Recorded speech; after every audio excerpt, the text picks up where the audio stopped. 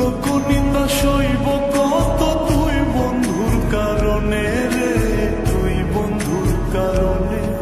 আমি কেন বা পীড়িত কইরাছিলাম না যাই না